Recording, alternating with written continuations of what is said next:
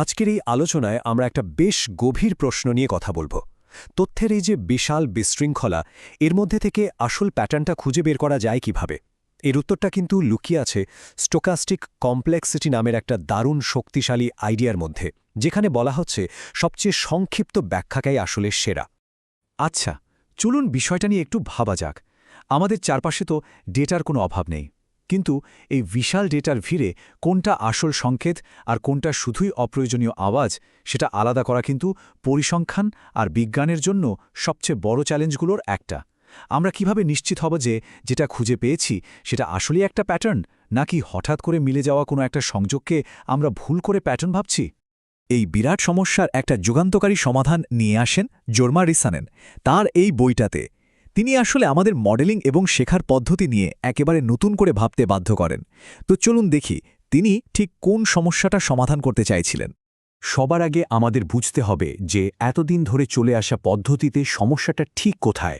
আসলে পরিসংখ্যানবিদরা দীর্ঘদিন ধরেই একটা বড় দ্বিধার মধ্যে ছিলেন, আর এই দ্বিধাটা তৈরি হয়েছিল ডেটার একটা সত্য বা ট্রু ডিস্ট্রিবিউশন আছে এই ধারণাটা থেকে। দেখুন, ক্লাসিক্যাল বিজ্ঞান সাধারণত একটা সরল পথে কাজ করে। যেমন ধরুন জ্যামিতির কথা।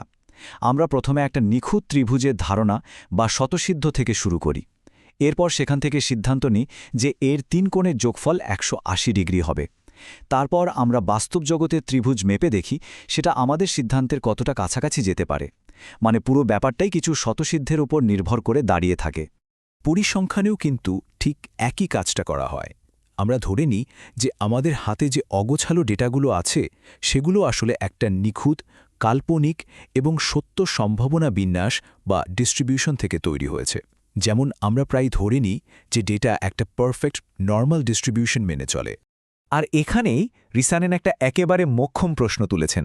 কি হবে যদি আমাদের এই গোড়ার অনুমানটা, মানে একটা সত্য বিন্যাস আসলেই আছে, কখনোই প্রমাণ করা না যায়? সত্যি বলতে বাস্তবে আমরা প্রায় কখনোই এটা প্রমাণ করতে পারি না। এটা অনেকটা একটা বিশ্বাসের মতো, কোনো যাচাইযোগ্য সত্য নয়। আর এই যে যাচাই করা যায় না এমন একটা অনুমানের উপর ভরসা করা, এটার কারণেই আমরা কার্ভ ফিটিংয়ের সেই ক্লাসিক সমস্যায় পড়ি। ব্যাপারটা হলো, যদি আমরা খুব সহজ একটা মডেল বেছে নিই তাহলে সেটা ডেটার আসল প্যাটার্নটা ঠিকঠাক ধরতে পারে না। আবার উল্টো দিকে যদি মডেলটা খুব বেশি জটিল হয়ে যায়, তখন সেটা ডেটার আসল প্যাটার্ন শেখার বদলে শুধু তার ভেতরের অপ্রয়োজনীয় কোলাহল বা নয়েজগুলো মুখস্থ করে ফেলে। তাহলে সঠিক ভারসাম্যটা কোথায়?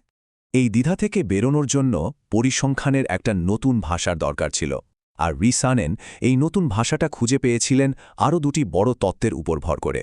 এই তত্ত্ব দুটো পথ দেখিয়েছিল ঠিকই, কিন্তু চূড়ান্ত সমাধান দিতে পারেনি। একদিকে ছিল শ্যাননের ইনফরমেশন থিওরি।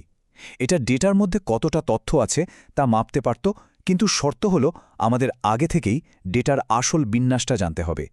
মানে যেটা আমরা খুঁজছি সেটাই আগে থেকে জানা থাকতে হবে। এটা তো একটা চক্রাকার সমস্যা। আর অন্যদিকে অ্যালগোরিদমিক ইনফরমেশন থিওরি বলছিল যে কোনো কিছুর জটিলতা হলো সেটাকে বর্ণনা করার জন্য লেখার সবচেয়ে ছোট কম্পিউটার প্রোগ্রামের দৈর্ঘ্য।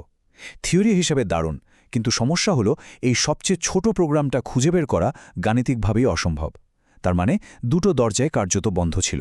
আর ঠিক এখানেই রিসানেন একটা বৈপ্লবিক পরিবর্তন নিয়ে এলেন। তিনি বললেন, আমাদের প্রশ্নটাই হয়তো ভুল, সত্য খোঁজার বদলে আমাদের অন্য কিছু একটা খোঁজা উচিত। এখানেই আসল খেলাটা ঘুরে গেল। প্রশ্নটা যদি কোন মডেলটা সত্যি না হয়ে এমন হয় যে কোন মডেলটা ডেটা এবং মডেলটাকে ব্যাখ্যা করার জন্য সবচেয়ে কম জায়গা নেয়, এটা কিন্তু দর্শন থেকে সরে এসে সরাসরি কার্যকারিতার দিকে একটা বিশাল লাভ। আমরা আর অজানাকে জানার চেষ্টা করছি না, বরং সবচেয়ে কার্যকর ব্যাখ্যাটা খুঁজছি। রিসানেন এই ব্যাপারটা বোঝানোর জন্য একটা চমৎকার উপমা দিয়েছেন। ভাবুন তো, একটা মডেল হলো একটা কারখানার যন্ত্রপাতির মতো। এখন এই যন্ত্রপাতিগুলো বানাতে একটা খরচ আছে। এটা হলো মডেলের জটিলতার খরচ। আবার সেই যন্ত্রপাতি ব্যবহার করে জিনিস বানাতেও একটা খরচ আছে। এটা হলো ডেটাকে সেই মডেল দিয়ে ব্যাখ্যা করার খরচ। সেরা কারখানা তো সেটাই, যেখানে এই দুটো খরচ মিলিয়ে মোট খরচটা সবচেয়ে কম হয়, তাই না? এই ধারণাটাকেই বলা হয় মিনিমাম ডিসক্রিপশন লেংথ বা এমডিএল প্রিন্সিপাল। সোজা কথায় সেরা মডেল সেটাই যেটা ডেটাকে সবচেয়ে ভালোভাবে সংকুচিত বা কম্প্রেস করতে পারে। এটা আসলে ডেটার মধ্যেকার আসল প্যাটার্নকে কাজে লাগিয়ে সেটার একটা সংক্ষিপ্ত কোড তৈরি করে। এই যে সবচেয়ে ছোট কোডের দৈর্ঘ্য, রিসানেন এটারই একটা আনুষ্ঠানিক নাম দিয়েছেন, আর এটাই হয়ে উঠেছে পরিসংখ্যানের জন্য একটা সার্বজনীন মাপকাঠি। ডেটার এই যে সর্বনিম্ন বর্ণনা দৈর্ঘ্য, একেই বলা হয় তার স্টোকাস্টিক কমপ্লেক্সিটি। তবে এখানে একটা ব্যাপার আছে। এই সংখ্যাটা কিন্তু ধ্রুবক নয়। এটা নির্ভর করে আমরা কোন ধরনের মডেল ব্যবহার করে ডেটাকে বর্ণনা করার চেষ্টা করছি তার ওপর। যেমন ধরুন, সরল রৈখিক মডেলের সাপেক্ষে একটা ডেটার কমপ্লেক্সিটি যা হবে, বহুপদী মডেলের সাপেক্ষে তা অন্যরকম হতেই পারে। এখন প্রশ্ন হল, এই ধারণাটা এত শক্তিশালী কেন? কারণ এটা একটা সার্বজনীন মাপকাঠি। এর মাধ্যমে আমরা যে কোনো দুটো মডেলকে, তারা যতই আলাদা হোক না কেন, শুধুমাত্র একটা সংখ্যা দিয়ে তুলনা করতে পারি। এটা নিজে থেকেই মডেলের জটিলতা আর ডেটার সাথে তার মিলের মধ্যে একটা ভারসাম্য তৈরি করে।